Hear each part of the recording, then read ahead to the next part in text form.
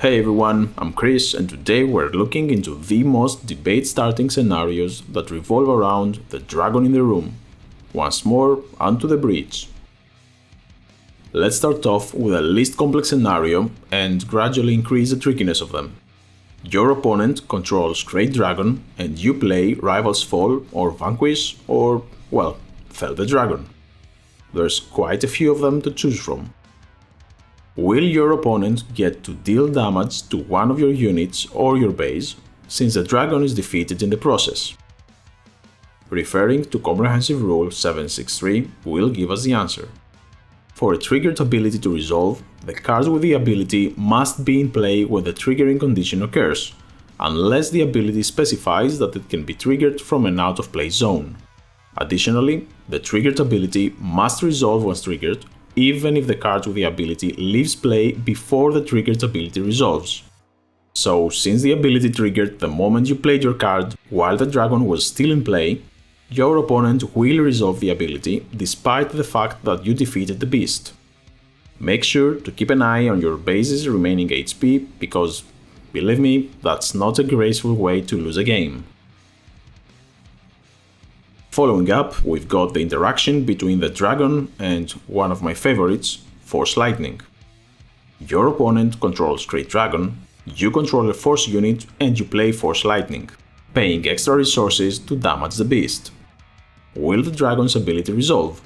If so, how much damage should it deal? In a manner similar to the previous scenario, the ability of Krayt Dragon will trigger once you play Force Lightning and will resolve after Lightning fully resolves, even though the abilities of the dragon are now removed. Now the printed cost of Force Lightning is just one resource, and that's how much damage Krayt Dragon's ability can deal to either one of your ground units or your base. The extra resources you paid were part of the ability of Force Lightning, not its cost to play. Last but not least, this is probably the most controversial scenario. You own and control Krayt Dragon, and your opponent, controlling a random ground unit, plays Choose Sides, exchanging his unit with yours. Who do you think gets to deal the damage from Krayt Dragon's ability? A lot of players seem to claim that it's the player that played Choose Sides that gets to deal the damage targeting a ground unit or the base of the original owner of the dragon.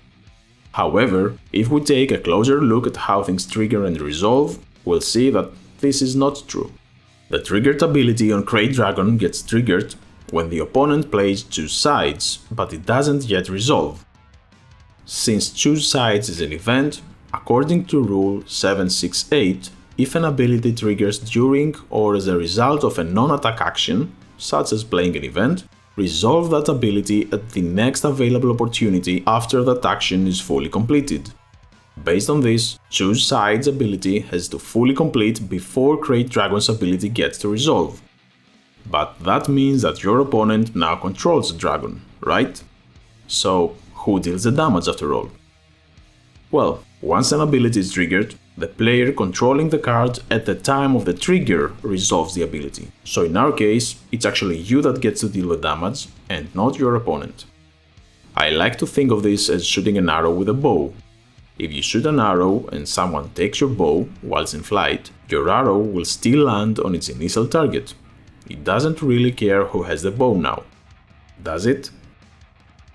As you can see, Krayt Dragon is one of those cards that can end fights in game and start fights off the game. If you found this useful, show your support for the channel by hitting the like button and subscribing. I'll see you in the next one.